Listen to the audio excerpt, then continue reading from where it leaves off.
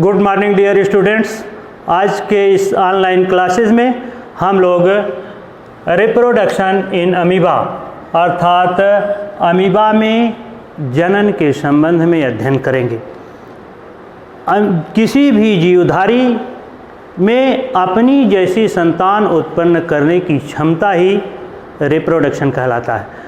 कोई जीवधारी अपनी जैसी संतान क्यों उत्पन्न करता है, अगर इसके संबंध में बात करें तो आप जानते हैं कि प्रत्येक जीव नश्वर और मरणशील है।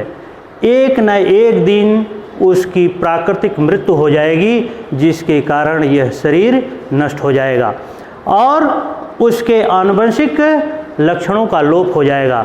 इसीलिए प्रत्येक जीवधारी अपनी प्राकृतिक मृत्यु के पहले अपनी जैसी जननक्षम संतानें उत्पन्न करना चाहता है और किसी भी जीवधारी में अपनी जैसी जननक्षम संतानें उत्पन्न करने की क्षमता ही रिप्रोडक्शन अर्थात जनन कहलाती है।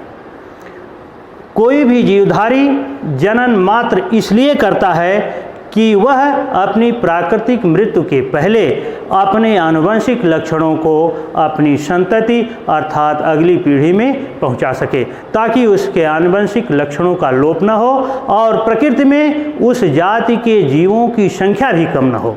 इसीलिए जनन की क्रियाएं होती हैं।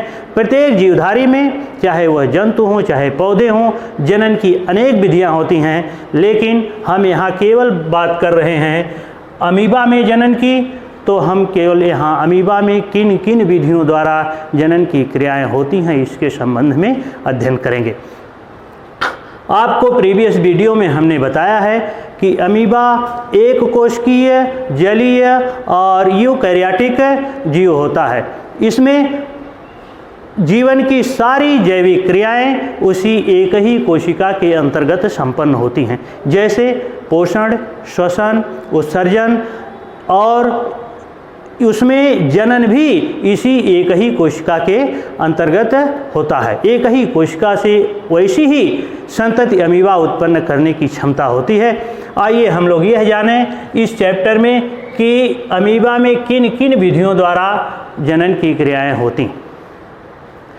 अमीबा में जिन जिन विधियों द्वारा जनन की क्रियाएं होती हैं वे हैं बाइनरी फिशन अर्थात द्विखंडन, इंसिस्टमेंट एंड मल्टीपल फिशन अर्थात पुटिभवन एवं बहुखंडन, स्पोरुलेशन अर्थात बीजाणुजनन और कॉन्जुगेशन अर्थात संयुग्मन तथा रीजनरेशन अर्थात पुनरुद्भवन।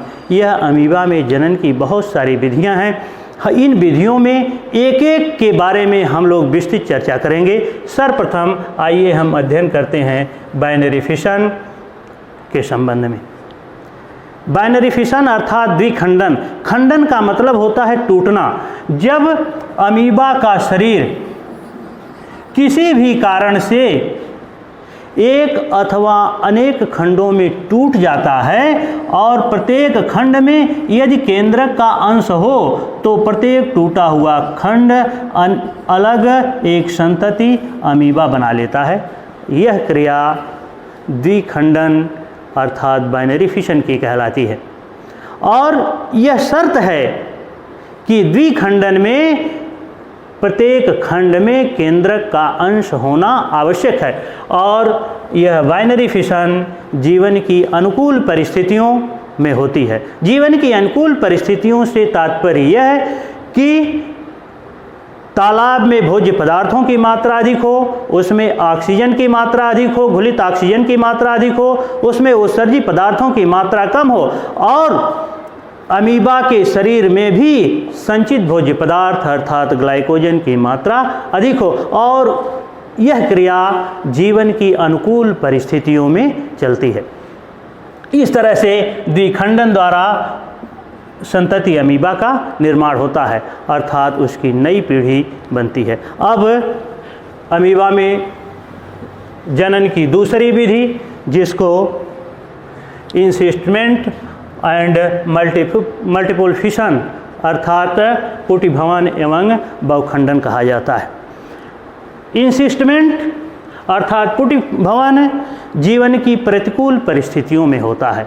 प्रतिकूल परिस्थितियों से तात्पर्य ऐसी परिस्थितियों से है जब तालाब में भोज्य पदार्थों की मात्रा कम होने लगती है, उसमें उत्सर्जी पदार्थों और हानिकारक पदार्थों तथा कार्बन डाइऑक्साइड की मात्रा अधिक होने लगती है, और अमीबा के शरीर की अमीबा में जो जीवन की अनुकूल परिस्थितियां हैं वो धीरे धीरे विलुप्त होने लगती हैं, अर्थात तालाब सूखने लगता है और उसका जीवन अस्तित्व खतरे में पड़ जाता है। उस समय जो अमीबा होता है, इसके शरीर का जो बाहरी आवरण यह पेलिकल कहलाता है, अर्थात जिसे चूँकि एक कोश की है तो इसको आप प्लाज्मा भी कह सकते हैं, तो यह सूख करके थोड़ा सा कड़ी हो जाती है। प्रतिकूल परिस्थितियों से इसके जीवद्रव्य की रक्षा करने के लिए इसका बाहरी आवरण सूख करके कड़ा हो जाता है। जो इसकी प्लाज्मा लेमा है वह और उसका जो जीवद्रव्य है, प्लाज्मा लेमा के अंदर जीवद्रव्य सिकुड़ करके छोटे से स्थान में आ जाता है और इसका यह केंद्रक बीच में पड़ा रहता है, परंतु उसकी मृत्यु नहीं होती है अमीबा की। जीवन की प्रतिकूल परिस्थितियों में यह जो इंसिस्टेमेंट होता है, यह इसको प्रतिकूल वातावरण से इसकी रक्षा करता है। ऐसी स्थिति में इसका जो केंद्रक है कभी कभी बहुत सारे केंद्रकों में विभाजित होने लगता है।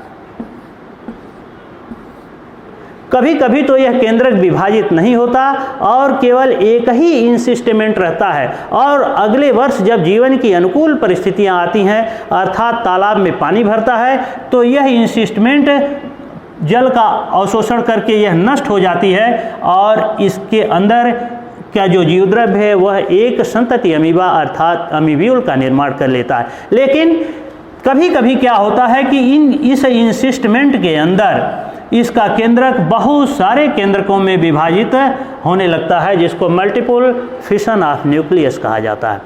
और जब अगले वर्ष जीवन की अनुकूल परिस्थिति आती है, उस समय इसका जो यह इंसिस्ट है यह गल करके नष्ट हो जाता है और इसके अंदर का जो यह प्रत्येक संतति केंद्रक बना हुआ है, यह प्रत्येक संतति केंद्रक एक संतति अमीबा अर्थात अमीब्यूल का निर्माण कर लेता है। इस तरह से उस इंसिस्टमेंट के अंदर एक ही अमीबा से बहुत सारे अमीबा बन जाते हैं और उसकी वंश वृद्धि होती है और उसके आनुवंशिक लक्षण उसकी संततियों में जाते रहते हैं। इसके बाद आइए हम लोग बात करें स्पोरुलेशन अर्थात बीजाणु जनन की। बीजाणु जनन भी जीवन की अनुकूल परिस्थितियों में नहीं बल्कि प्रतिकूल परिस्थितियों में होता है, और जब तालाब का पानी सूखने लगता है या आप यूँ कहें कि उसमें उत्सर्जी पदार्थों की मात्रा बढ़ने लगती है और भोज्य पदार्थ जो अमीबा के रुचिकर भोजन हैं वह सभी नष्ट होने लगते हैं, उस समय इसके शरीर के चारों तरफ एक कड़ा सा आवरण तो बन ही जाता है और इसके अंदर जो इसका केंद्रक है वह बहुत सारे केंद्रकों में समसूत्री विभाजन द्वारा विभाजित होकर के बहुत सारे केंद्रकों में परिवर्तित हो जाता है और प्रत्येक इस केंद्रक को स्यूडोस्पोरेडिया कहते हैं।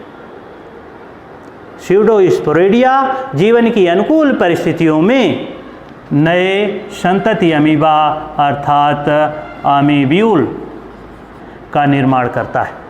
इस तरह से एक अमीबा के शरीर से बहुत सारे स्यूडोस्पोर्स बनते हैं और प्रत्येक स्यूडोस्पोर्स एक संतति अमीबा का निर्माण करते हैं। अब आइए हम लोग एक दूसरी विधि जिसके द्वारा अमीबा में जनन की क्रिया होती है इसके संबंध में जानें। कुछ वैज्ञानिकों का मत है, परंतु बहुत सारे वैज्ञानिक इस पर अपना मत नहीं देते हैं।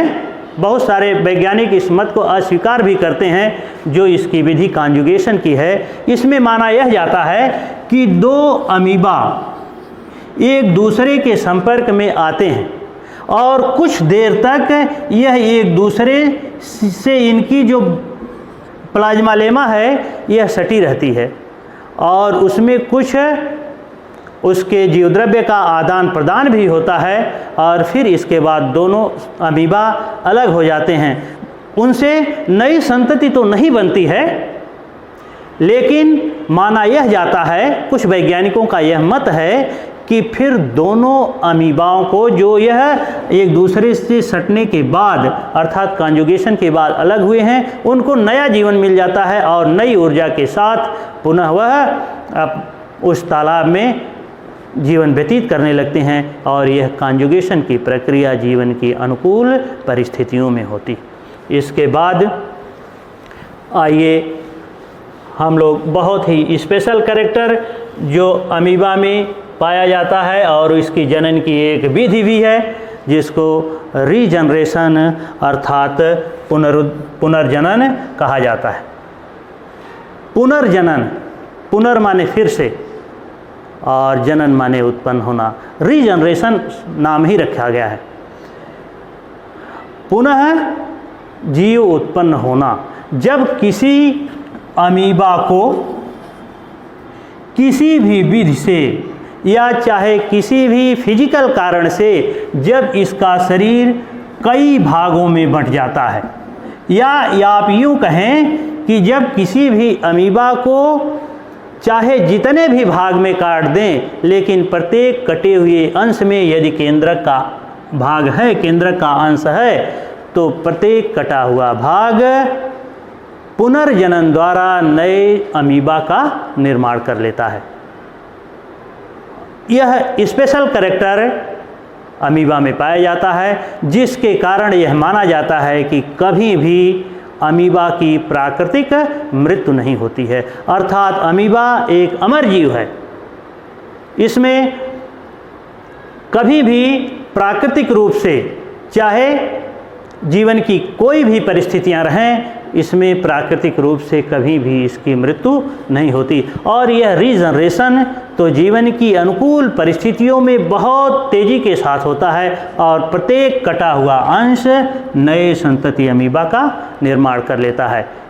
बार बार यह क्वेश्चन परीक्षा में आता है कि रीजनरेशन किसे कहते हैं। जैसा कि आप उच्च श्रेणी के जंतुओं में भी देखते होंगे, कुछ उच्च श्रेणी के जंतुओं में, जैसे आप उदाहरण ले लीजिए छिपकली में, जब कोई शत्रु उसकी पूंछ पकड़ता है या शत्रुओं से बचने के लिए छिपकली अपनी पूंछ छोड़ देती है, यानी उसका कुछ भाग कट जाता है, लेकिन कुछ समय के बाद यह रीजनरेट करके पुनः उसकी पूंछ निकल आती है। ठीक उसी तरह से अमीबा में भी रीजनरेशन की अपार क्षमता होती है, जिसके कारण प्रत्येक कटा हुआ भाग नए संतति अमीबा का निर्माण कर लेता है और प्राकृतिक रूप से उस अमीबा की मृत्यु नहीं होती है। इसीलिए कहा जाता है कि अमीबा एक अमर जंतु है, अर्थात उसमें अमरत्व होता है। Thank you.